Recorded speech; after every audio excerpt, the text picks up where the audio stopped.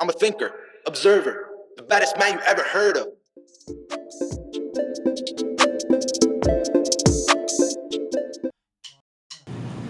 All right, welcome back everyone to the 2020 Vision Podcast. Today is an exciting episode as I have the beautiful, the talented, the amazing Miss Morgan Norris here. How are you today, Queen?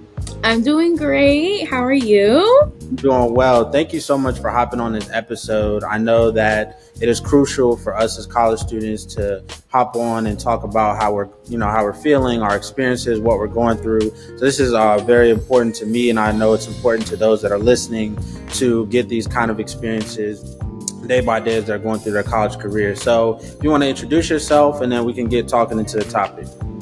Okay, well, hello everyone. My name is Morgan Norris. Y'all can call me Mo.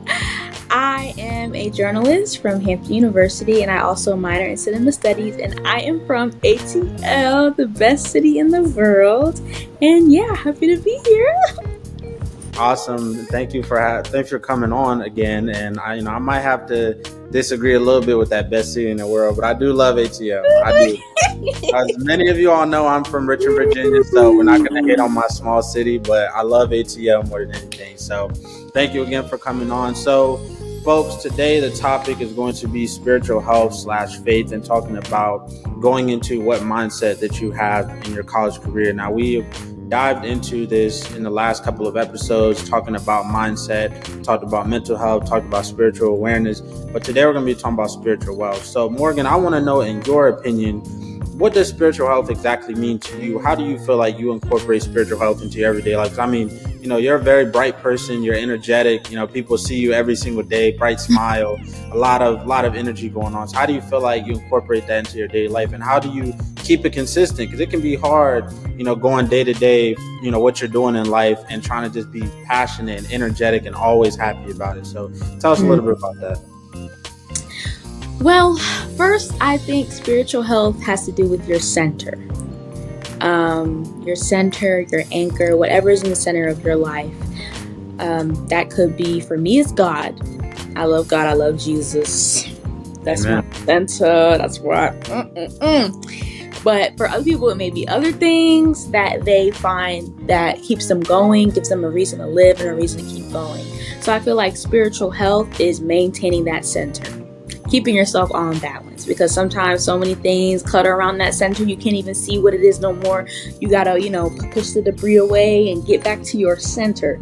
So I feel like that's what spiritual health is. And then for me, honestly, like when people say like, oh, you're so optimistic, you're so energetic, I'm like, really? Because I often don't feel that way inside, but I think it's because my default, like from the day I was born, my mom says like I was always laughing, like I was always just a happy person. So I feel like that's always just stuck with me. There are times though where I do feel like that is slipping, or I feel like I'm going through something in my life where it's kind of like draining that from me. It's never taking it completely, because that part of me, like I said, is like my default, so it's always going to be there just a little bit. But even the people that love me and know me know when I'm going through something, because that part of me that is usually on default is looking a little faulty. So I do be having to like get myself together and get back to that center by going to God, praying, reading the word, asking him, why am I here? What do you want me to do? Why do you want me to do it? Why me? And God will answer you if you ask that question. But anyway, yeah, that's how I feel about spiritual health.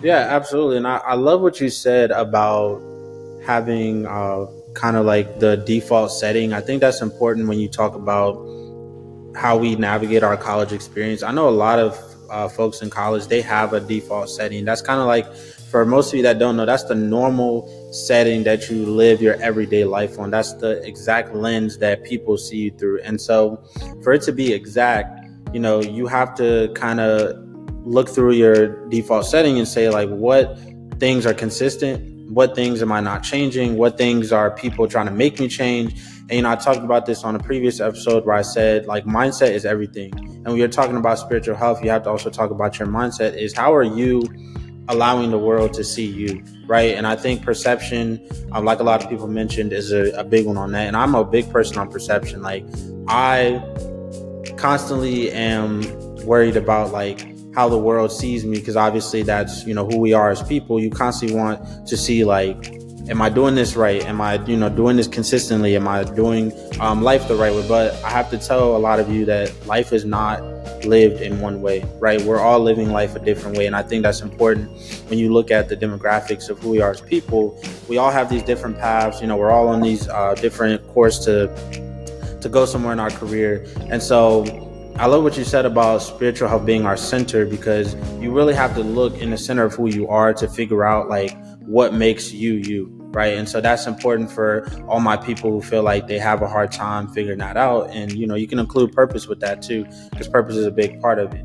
So for you, do you feel like faith has a lot to do with that? And I know we can kind of like correlate faith with spiritual health. And a lot of people, sometimes faith for people is more so an action rather than a word. And for some people, it's a word rather than action. I know for me, like, faith is something that is motivation for me. Like, that's what I see. I see faith in what I'm doing. And I know that at the end of the day, God is telling me that it is a good thing. So how do you incorporate, faith into your daily life and what you do day to day, and how does it play as overall? So first, I guess I'll start by saying everybody has faith in something. And some people think about faith and think about a religion, or they think about just other things, but everybody has faith in something. And everybody really has, like, not a religion, but a doctrine that they live by. So, like, whether that's faith in yourself, like, I believe that I can do anything that I put my mind to, and you have faith in that, or if you have faith in all these other things that people may have faith in, like, everybody has faith in something. And for me, I choose to put my faith in Jesus Christ and God. And I would say every day I start with God and I want to end with God. I've been doing really good with starting with God. I want to start getting really good with ending with God. But if I don't start my day with a song or a devotion or a verse, like, I can tell I am off. Like, if I open my phone and I go to another app that's not the Bible app, I can tell. My mind be like, beep, beep, beep, beep, beep, like, emergency, girl, this is not gonna work. I'm like, oh my God, I'm so sorry. Like, I'm like, oh my God, my bad. Like, let me exit out this Bible app. Because I need that center. I need to center myself before I start my day. And my faith is, like, so important to me. I sometimes wonder to myself, for me personally, there's nowhere else I can go but faith. That's how I think about it. There's nowhere else that I can run to but God. Everything else that I've tried running to, or everything else that I've tried to fill my life with that's not God, it always, like, the supply always runs out. Like, it always, is temporary. It never really does what it's supposed to do. It functions for me the way I want it to function. So there's nowhere else for me to run but to God, but to Jesus. So I think every single day, me making sure that's a priority and not letting anybody. I feel like in the past, it's been so hard day to day to not let other things come before my God. Like, to let other things become an idol, whether that's like people pleasing. I used to be a people pleaser, and I didn't realize I was making those people my idols, but I was making those people, like, before God, and the way that it drained me. And I still struggle with that. Like, I feel it creeping back up sometimes. I have to push it back down and let myself know day to day, like, God is the one that I'm trying to please. God is the one that, my faith is the one that I'm trying to please. Because if I please my faith, I please myself. Because I sure don't know what I'm doing. And I've tried it. Trust me, I've tried it. And I'm like, God, listen, when it's in my hands, shout out to chaos. Please take the wheel, literally. So I literally just give it to God and keep that faith in my everyday. To keep it sane. Because I be getting insane, but keeping it sane. Yeah, no, I definitely agree. And for everybody else that feels like, because I know a lot of people question, their relationship with God, not about what he's doing in their life, but about how can they directly feel him, through their mind and feel him through, like, their spirit. And I know, I just want to say to everyone listening, like, you don't have to justify your relationship with God, right away. Like, it justifies itself, because I'll give you a personal testimony. Like, I did not believe in God until when I got to middle school. That was the first time I had like ever encountered a real church home, and that's when my pastor, my day one mentor, from this church that I went to in Richmond, he like showed me how to believe in God. And it wasn't more so like, I can't see God, so I'm not going to believe him. It was, let me see what he can do for my life, and then let me see how I can incorporate that into somebody else's life. And I think you have to think about that, because a lot of people, I've actually had people say to me, like, I don't believe in God because, and it's not a negative way, it's just, I don't believe in God because I can't see him, or I can't see what he's doing. Well, at the time, you're not supposed to see him. You're not supposed to see what he's doing. You're supposed to feel it, and then you're supposed to go back and see like how that's living through you and someone else. Like, because I mean, a lot of people say the famous statement, you know, I wouldn't be here without God, or, you know, God is the reason I'm here, or God is the reason I'm doing this. Well, you have to look at it from all these different angles. And I know, talking spiritually, there are people who really believe that God carries their life, you know, every single day. But you have to realize that your life is your life. God is just he's your guidance. Like, that's what I believe. God is your guidance. He shows you what to do. He shows you where to go. You know, you don't have to listen to him. And that's how I feel. Because there's plenty of times where I've personally, you know, because you got to have conversations. That's how it works. I've had conversations with God like, I don't know about that one. Like, you know, literally just sitting there like talking to him like, I don't know about this decision. I don't know how I feel about, you know, the way you're trying to take me. But at the end of the day, he's never guided me, you know, down the wrong path. And I know that's always been like what at the forefront of how I keep my faith. So for those, you know, out there that struggle with that, and also struggle with the angle of how to find God in the right places, what advice would you give for those seeking God and also seeking his more so his word, but also like his guidance? How would you say that they can kind of take a different perspective of it, and not, you know, look at the bigger picture, and not look like directly at like, oh, is God going to do this for me? Is God going to do that for me? But figure out what path God is going to take them on. So what advice would you give to those people? Oh my God, it's so good. So I would start by saying, in the Bible, when you read from the Old Testament to the New Testament, God takes us from a religion to a relationship, which I love what you said about how people want to see what God is doing. Like, I can't see him. I can't touch him. So how am I going to believe in that when I don't even know what he's doing? But that's because in the Old Testament, that's why we see all of like the physical miracles, the miracles that you can see, the writing on the wall, the burning of the bush, like all this stuff, because it was a religion. But then once Jesus Christ came and he died for our sins, he gave us the Holy Spirit. When he went up to heaven, he left us with the Holy Spirit, and that made it a relationship. So you have to look within yourself, because again, we are made in the image of God. So oftentimes we get overwhelmed taking it from like the perspective of, oh my God, I have to put the Bible in front of me and I gotta read it, and when really, like, just praying and talking to God about yourself is where you should start, because you were created in the image of him. So how to get to know him is how to get to know you. So I would advise people, like, get to know yourself, get to know who you are, and you'll see God in yourself. And you'll be like, why is that there? Like, why am I like this? Or why am I like that? Or why do I tend to feel emotions? Or why do I tend to not feel emotions as much or as outwardly as other people are expressing?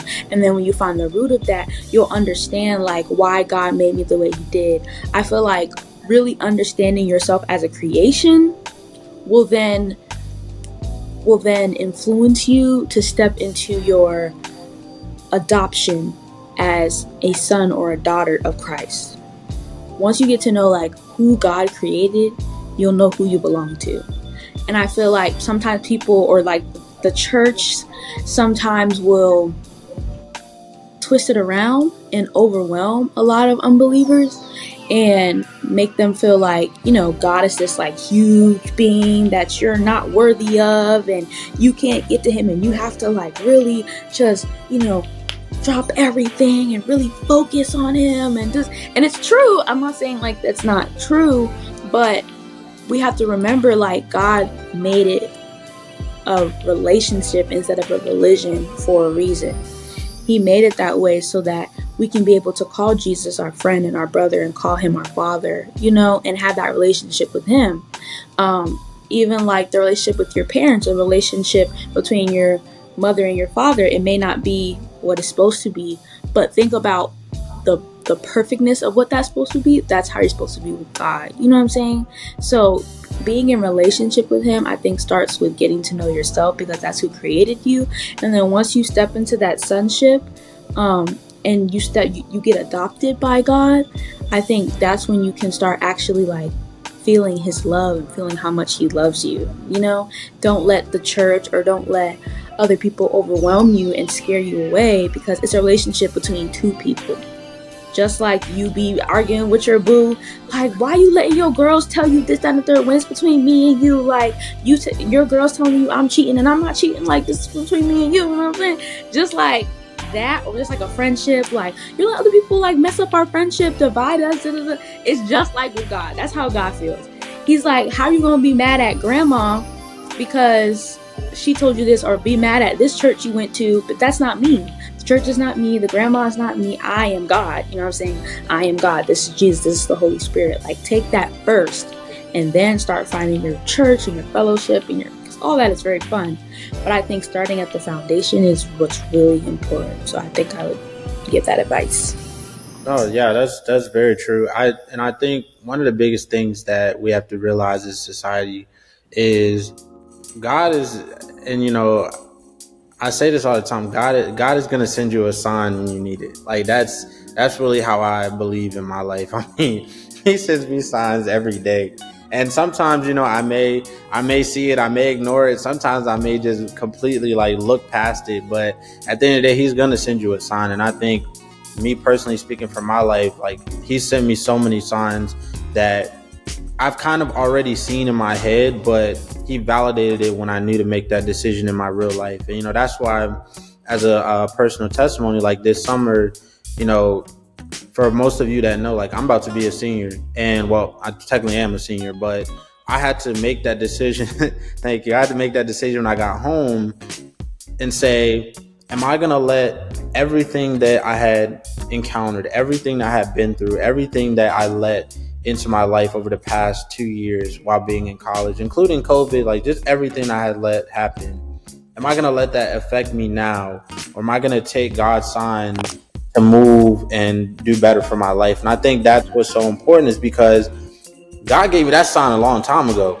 I just didn't listen to it at that moment because I didn't know how to.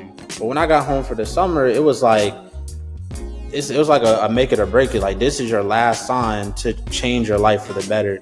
And he showed me that completely. And so for most of you who feel like at the end of the day that God is not showing you this sign clearly, sometimes you just aren't looking through the right mirror. And I say that with a whole heart. You may just not be looking through the right mirror, because you might think one thing is right. You might think you're doing something in the right path, but God has like a whole different road for you to take. You might just have to open your eyes bigger and just completely, like I said on the last episode, take that bubble wrap off your head and literally just, figure out all the different angles you can go. And sometimes it may not be the best path. It may have challenges. It may have obstacles. It may have things that you endure. But at the end of the day, he's going to show you that sign. So I love that you said that. And then let's dive into spirit a little bit. I know when we're talking about spirit, I think a lot of people, don't realize that spirit is huge when you're talking about personality and who people are. Like, your spirit is what carries you and is what shows to other people, like, this is who I am. This is who I'm going to be. Like, I had to realize that having spirit is really like what was going to change my life. Like, if you have spirit about stuff that you're going to do, stuff that's in your life, nobody can take that away from you. And I think that's why a lot of people get bothered by, or we live in a generation where a lot of people get bothered by what people say. A lot of people get bothered by what people do or have towards them, because their spirit is so low. Like, your spirit, you have to carry your spirit in such a different way. So for you, Morgan, tell me, what is your spirit like? And I've seen a lot of your spirit. I feel like a lot of your spirit in at school and just, in things that you do and passion. But for you, like, how would you break down your spirit and what drives your spirit? Because I want a lot of people to understand that spirit is not something that you have inside of you. Spirit is something that you show on the outward. That's what you show to the world, that like, I can't be bothered, I can't be messed with, like, you're not going to mess with my energy. So talk to me a little bit about that. Spirits are, like you said, just such an important thing. And it's a definitely important thing when you're conversating with other people's spirits, because spirits mingle, they chat. Like, even when you don't know they're chatting, they're chatting. But me personally, my spirit, people would be surprised. My spirit is very sensitive, vulnerable. I wouldn't say like meek, or I wouldn't say weak, but I would say like maybe like vulnerable and sensitive. I often tell my therapist, she always tells me, she's the one of the people who told me, like, anchor yourself with God, anchor yourself with Jesus. Like, you're right. I'm like, you're right, girl. Like, you're right. Like, shout out to therapy. But I told her, I was like, I feel like my spirit, or like my self is like a balloon or a feather. Like, I'm so happy and I'm so floaty and I'm all over the place. But one blow, and I'm like, oh my God. Like, literally, people don't understand how, like, vulnerable and sensitive I am. So because of that, and at first I despised that about myself. I was like, why do I care so much? Why am I so emotional? Why am I so vulnerable so fast? Why do I wear my heart on my sleeve? Like, when I meant I wear my heart on both sleeves, both cheeks, like, I wear my heart everywhere. And I used to be like, Morgan, like, why do you trust so easy? And I used to just despise that about myself. But instead of despising that about myself, I learned to love that about myself and adapt. Because it's not a bad thing, but it just means that we have to be a lot more careful. So anybody will tell you that, like, really, really knows me, Morgan, like, nowadays protects her energy, protects her peace. And that's basically a roundabout saying of protect her spirit. She protects her spirit. So whether that's other people or other things that I'm involved in, or things I have to say no to, or things that I have to dodge and be like, I'm not doing this, not doing that, just no. I had to really, like, build a fortress around my spirit.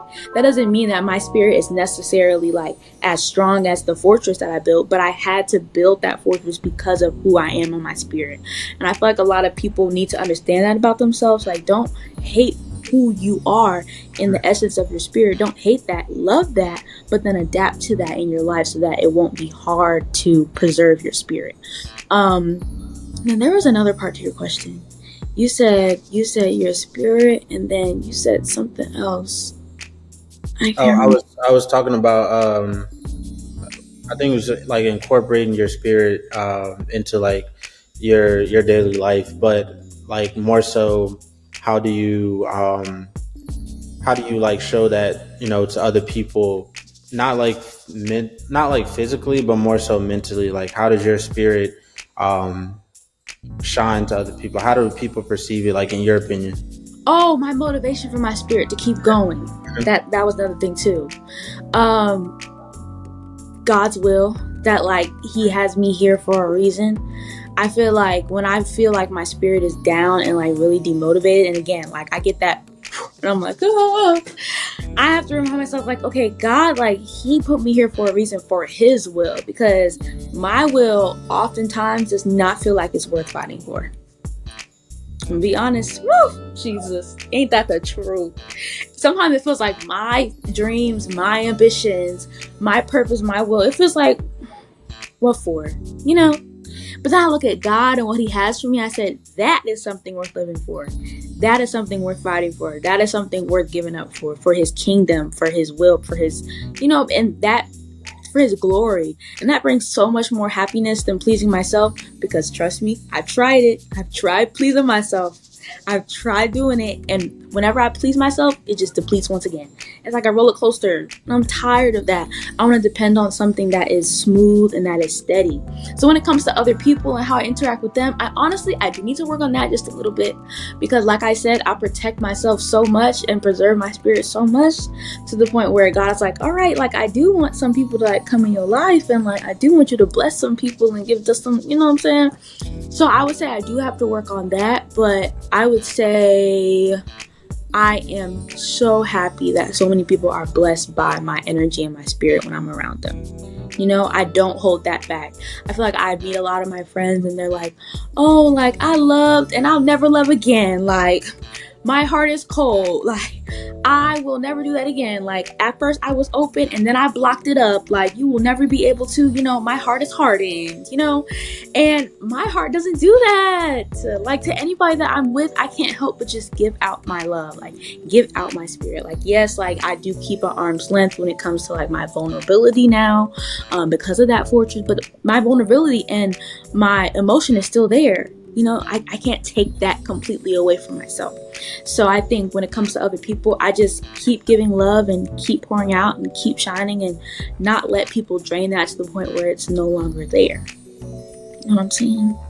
Yeah, no, I totally agree, and I definitely resonate with you on the preserving your energy part. And I feel like a lot of us in the world today are constantly worried about, you know, keeping others happy or like the validation of what others need. I spent my entire first 2 years of college constantly being worried about, you know, others, and being worried about like to making sure that they're successful. Like I honestly, and most of you all know this that know me, that I hate seeing people fail. I really do. And the only reason is because I feel like if I can play a small part in making sure that people succeed, I do it. But the biggest thing is I have sacrificed so much of my life to make sure that other people have succeeded. And then the real truth right here is when they succeed, they're not even thinking a second about the small impact that I had, or even just any part that I had in their life. And I feel like that it plays a huge part in preserving our energy, because people are going to show their true colors no matter what. And that's what I had to realize. Like, why am I wasting my energy and my time, and, you know, my resources and my support to people that don't want it? Because one of the biggest pills that I had to swallow was that you can't help everybody. So that's definitely one. And two, you can't save everybody. And number three is that you can only help people that want to be helped. Like oh my God, I wish I knew that early on. I really did. And I wish I knew that before I would have gave a piece of my heart awake. And I resonate with you when you say like wearing your heart on your sleeve. That's how I am as a person. I wear like, if all of us as humans had emojis and we like wore them on our face, mine would be a heart, literally. Like that's literally how I feel about people. Like I love to help people. I love seeing people succeed. And most of my heart has been ripped out, not by the fact that I helped them, by the fact that they didn't appreciate it after they succeeded. That's when I decided to turn that energy into my own. And I said, after a couple conversations with God, a couple prayers, just understanding different perspectives, I said to myself, you know what? I'm going to turn that energy into my own. And not being selfish, just maybe taking a step back and saying like, this could be all of that energy I could use on my life and make sure that I'm doing well, make sure I'm succeeding. And I think that's important, because a lot of people, I feel like they waste their time on things that don't really matter. And, you know, you have to sometimes stop living in your head and live like in the moment, in the presence of what you're doing. A lot of people live in their head. I do it all the time. I'm constantly like, I have stopped a lot of my dreams and a lot of things I wanted to do because one, I was too anxious to do it, or two, I was living so much inside my head that I couldn't see the possibility that it could be an amazing opportunity for me. And that I tell you, great people, like, do not allow overthinking, do not allow things in your head to stop you from an amazing blessing, because half the time that's just something, like, it's literally in your head. It's nowhere else in the world. No one else is thinking about it. The thing that is stopping you is you. And that's why I tell people all the time, like, get out your head. Unless it's something that's unsafe, that's going to put you in harm or put a negative experience in your life, go for it. Because at the end of the day, what do you have to lose? And I think that speaks to a lot of like God's will and what he wants us to do, is because at the end of the day, God's always going to tell you what's best for you. He's not going to lead you down a wrong path. He may lead you down a hard path. It might be challenging. It might, you might have a lot of obstacles to go through, but he always going to guide you down the right path. Your job is to use your knowledge and your hard work and your smarts to make sure that you make the right decisions down that path. Because he can lead you down a path, but that path can turn so crooked so quick. And I think that's what a lot of people don't realize about that. So I love that point where I want people to understand that most of the time it's about the path that you're going. That's more so about the decisions that you make along it and not the actual path, because he always got a good path for you. You just got to open your eyes and see that. So definitely thank you for that. And lastly, going into more so a mindset thing, what's one way you feel like your mindset has changed since you've been to college in terms of how you think about things? I know you've been through a lot with journalism and, with new experiences and just exploring out into the open with possibilities. So how do you feel like your mindset has changed from how you used to think when you first got to college to now, where you feel like, of course, a part of that, or most of it, was God's plan, but you had to make that switch where you felt like this is something I need to change in order to live my life for the better? I would say the number one thing is doubting. Oh my gosh. Because before I accomplished anything that I could have accomplished, I used to always beat myself down. I did not believe that I could do it. I did not. And I had to really think about that recently. That's something that I only realized my mindset was recently, is that I don't believe in myself. And for Morgan, for somebody who's like always involved, always everywhere, I would have never thought that I didn't believe in myself, that I could be successful. But that's how I felt. And I was like, oh no, you don't believe in yourself. And I think as like success kept happening, it kept surprising me. Mm-hmm. And I feel like even though that's a good thing, because that keeps somebody humble, you have to be careful, because if it's shocking you that you're succeeding so much to the point where you never thought you could do it, like, you have to ask yourself if you really believe in yourself. Because so many people around me, my family, my friends, they were not surprised. And I would tell them, like, guys, I did this, guys, this happened. They're like, yeah, great. I'm like, what do you mean? Like, this is amazing. And they're like, well, I kind of knew you would do that. Every single semester when I would get my 4.0 or whatever, I would be shocked. Like, oh my God, I got it again. They're like, yeah, you got it last semester. Like, we know you could do it, but I never believed in myself. So I think that's probably one of the main changes in my mindset, but I'm still working on it. And that's the thing, like, people have to be, I want everybody to know, like, just be patient with yourself, because knowing it is the first step.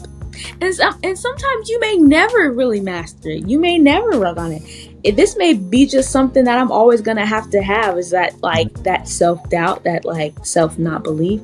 But that's why I depend on Jesus to come in my weakness and make it a strength. Jeez.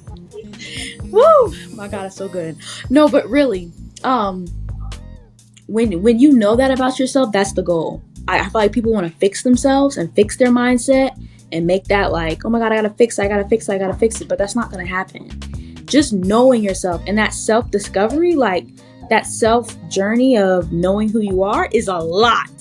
Yeah. Getting to know yourself is a lot. I mean, you'll surprise yourself every day, every week. So just the fact that you know your weaknesses and you know your weaknesses in your mindset is enough. Now you just keep adapting to that, because it's always going to be a constant battle, because we are automatically going to always retract to faults as humans. We're never going to be perfect.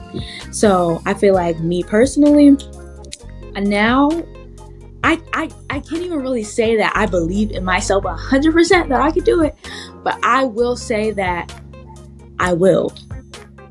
I don't know how. Mm-hmm. I have no clue how it's going to happen.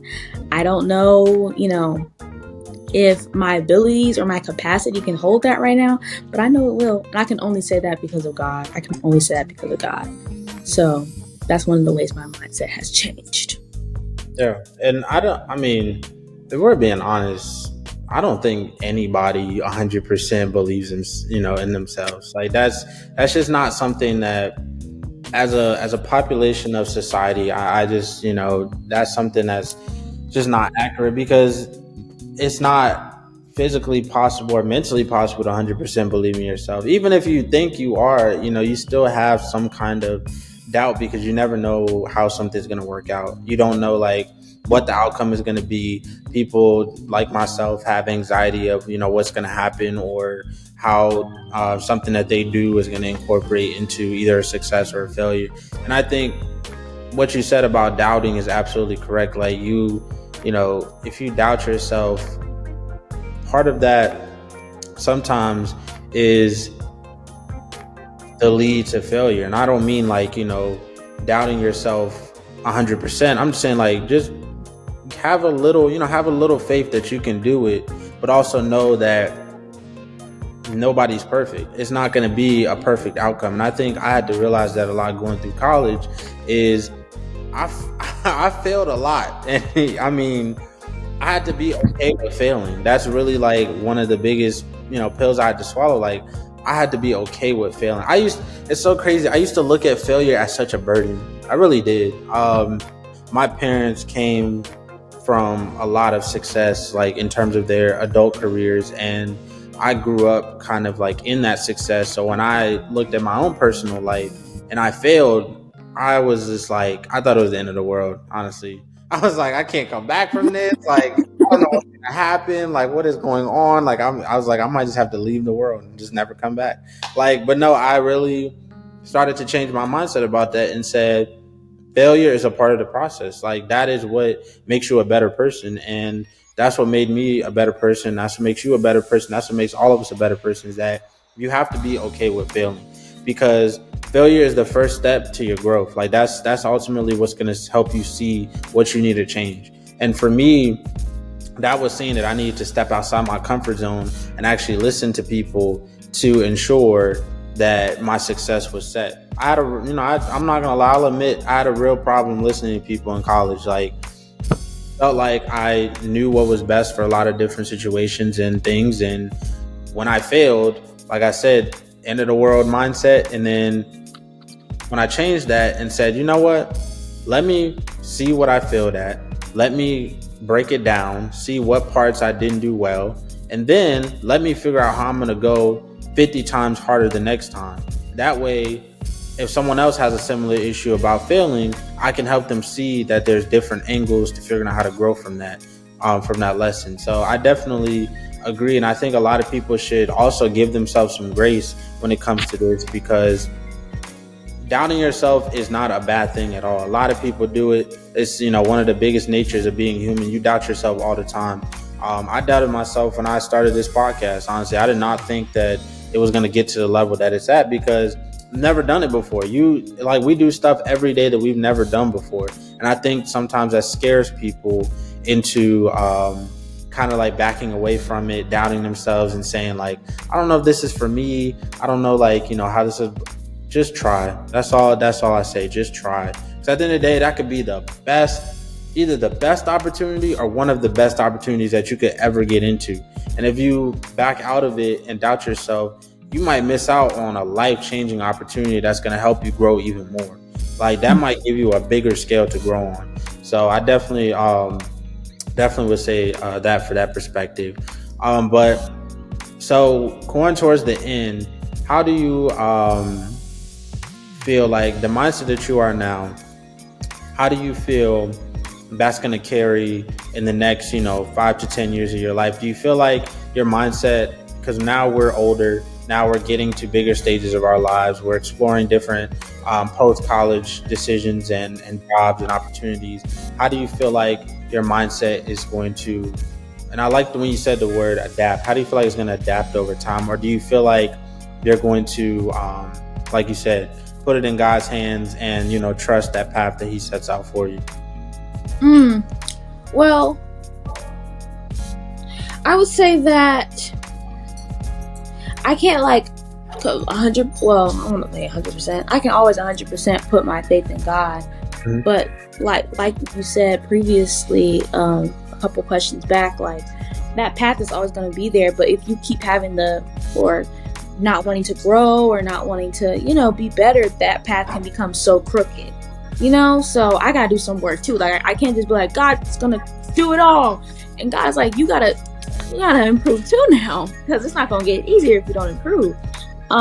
So I think with me personally, first of all, with what you said about failing, it's actually in my brain, I was cracking up because I still haven't done that. And maybe that comes with maturity, because Wes, you're about to be a senior, maybe that's gonna come with time for me, but I am not as mature as you yet, my brother. Failing for me is still the end of the world. The walls are closing and I cannot fail. No, but in all seriousness, every single time I do fail, every single time something does not go my way, literally the walls are closing in. Literally. So when you said that, my mind was cracking up, girl, you still ain't even got that. Well, but I'm gonna get there. And I feel like that's how my mindset is gonna adapt over the years. I feel like I'm going to have to be okay with failing, because there's a lot of things that don't go my way in life and aren't gonna go my way in life. Bound to happen, and I'm gonna have to be okay with that and keep it moving. And I feel like God wants my faith to be strong no matter what happens to me, because at the end of the day, no matter what human failures happen to us in life, God is always going to bring that success for us. So what may be a failure to a human eye, whether that's a bad test or not getting into this or missing out on this opportunity, God is I'm not worried about that. It doesn't matter what happens in life that doesn't go your way. My way is going to be my way yesterday and today. And I feel like that's one thing I have to work on, to trust God. That's another thing that my mindset is going to adapt over time. Actually trusting God. It's one thing to believe, but it's a whole nother battle to trust that no matter what goes wrong in your life, you're going to get back up again, because God is good. You know what I'm saying? And He is going to preserve you. And no matter what goes wrong, God is always right. He's always made you your image. At the end of the day, what matters is that we are passing through.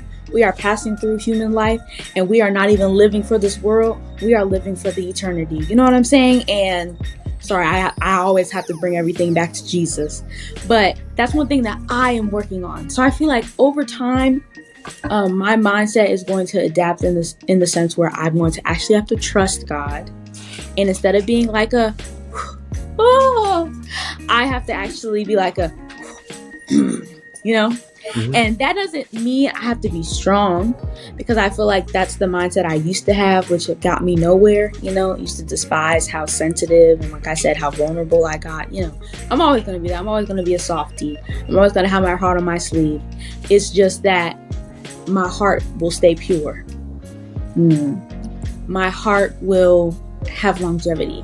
My heart will still stay alive. My heart will not be dead. My heart will feel alive. You know what I'm saying? My spirit, my spiritual health, my spirit will stay alive. My spirit will stay intact. My spirit will stay, you know what I'm saying? And won't keep getting depleted. It won't keep going through that emotional roller coaster, because I trust in God, not just believe in God. That no matter what happens that may be a failure to the human eye, God is still my God, and I'm not living for now. I'm living with Him. I am not my own person. I am His daughter. And His will is so above mine that any failure to me is nothing to Him. Nothing is too big for Him. Nothing is too hard for Him. And just trusting Him, I feel like that's how my mindset is going to adapt. And it's come a long way, but man, does it have a long way to go. Yeah, I love it. Well, that's definitely awesome. I think it's great when you can adjust, adapt, and apply many of those changes to your life. And for everyone else, just take away the fact that, one, we're all human. 2, we all have our different paths. 3, nobody is perfect. Literally nobody's perfect. And 4, just always continue to live in your high spirit. And I think I say that with a big arm, because spirit it's gonna carry you through this life. That's I feel like is one of the biggest things. Like, never let somebody tarnish your spirit ever. Like, if you're passionate about something, if you love something, if you want to do something, just do it. Honestly, just do it. Like, other people's validation, what other people think, that does not matter at the end of the day. Like, it really doesn't, unless they are somehow controlling your life. And for a lot of people, that's just not the case. Like, live your life for you, figure out what you want out of life the most, and then invest in your faith, invest in your spirit, invest in a relationship with God if you are ready for it. Because like I said, not everybody is mentally ready for a relationship with God, but if they want to learn more about it, then they're going to do the work. They're gonna learn, also be taught about it. And lastly, just continue to live on the brighter side of things. Like, I think, talking about negative mindset and having a negative side to things, like, if you're thinking negative, if you're looking negative, if you are constantly looking down a negative path, you're never going to see the possibilities and the opportunities that are present. And I say that for everybody, no matter what age, race, demographic you are. Like, have a positive mindset no matter what.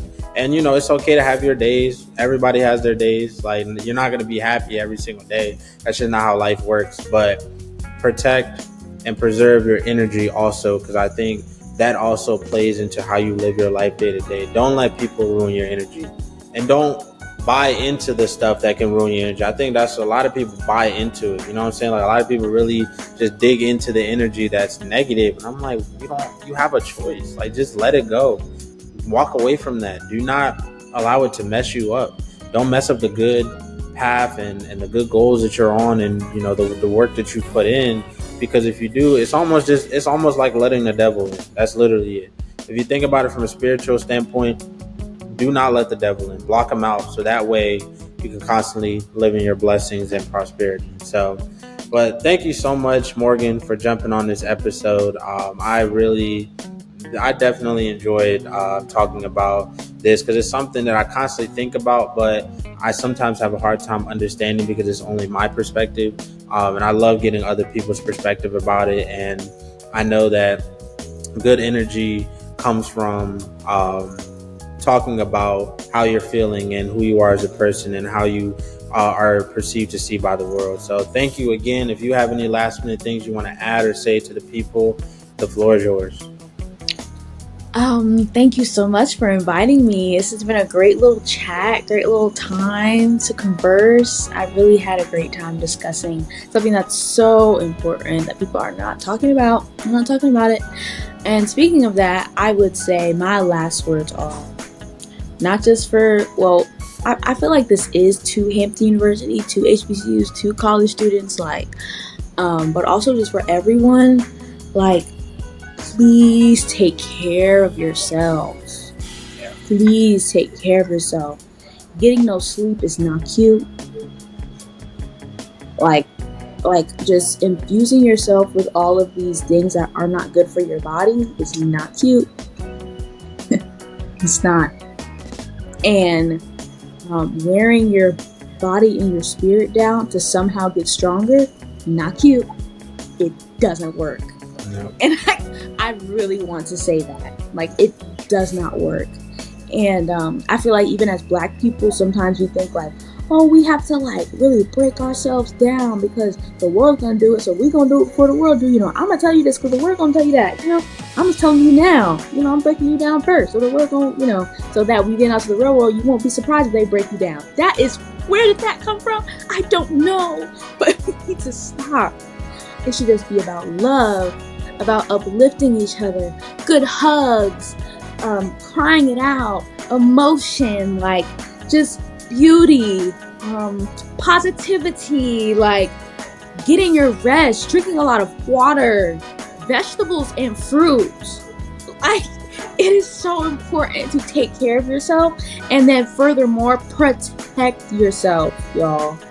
Nothing is worth your center. Nothing is worth your spiritual health. Nothing. And I feel like a lot of things at Hampton, at HBCU culture, or in college, or just in general in life, will try to make you think that this is it. Like, you have nowhere to go. Like, this is worth everything. If you don't pour your everything into this, like, you will be done. And that's not true. Like, you have your spirit to protect and to hold on to and to keep you going. Nothing is worth letting your spiritual health go. Protect your peace, protect your center, protect your spirit, and get sleep. Okay? Awesome. Y'all heard it here. Folks. Get sleep, please. Get sleep. So, because I promise you, nothing's ever that important. Nothing's ever, like, it's not worth it. All that negative energy, all that, negative tension, it's not worth it. It's literally taking away from your life. As bad as that sounds, it's taking away from your life and the things that you could be doing. So take care of yourself. And actually, so sorry, I also want to share this very, very vulnerable moment. In the 10th grade, I acquired an autoimmune disease called alopecia areata, meaning that my hair comes out in certain spots. Like, my hair is thick, so people be like, what are you talking about? You can't see it. I promise, I don't want to have to part my hair to convince you, but it's in the main. It's there. And it's stress-induced. That's what they told me. The doctor said, you've been stressing out. And this is a 10th grader. You've been stressing out so much. Basically, I knew I was trying to please the world. They didn't know that, but they were like, you need to stop stressing out because you're losing your hair because you're stressing out. And ever since then, like, I've been on this journey of, like I said before, like, putting this fortress around my spirit, because like you said, all that negative tension and all that negative emotion is not worth it. I've been focusing on getting sleep, drinking a lot of water, and sometimes, like, even now, like, that'll get murky, I'll forget about that and start sacrificing my spiritual health and take it from somebody who be losing hair. It is not worth it. Like, it is not, your spiritual health is not worth it. So, period, dots. Just want to put that in there. Yeah. Absolutely. So y'all heard her. Don't allow any of that to stress you out, and make sure you, most importantly, the biggest thing that we can leave with is preserve your energy. Preserve it, protect it, and use it to good use. So, but thank you so much, Morgan, and thank you everyone for watching. I know that it is important, as much as we talk about what we can do for our mental health, it's actually good to talk about what these things are and what mental health and spiritual health actually is, and to break it down for people, because some are just oblivious to it and some obviously don't know and don't appreciate how they can incorporate and apply it to their life. So I'm hoping that this will allow you all to take a break, self-reflect on what's going on in your life, and put you first always. So thank you again, Queen, and thank you everyone for watching, and we will see y'all on the next episode.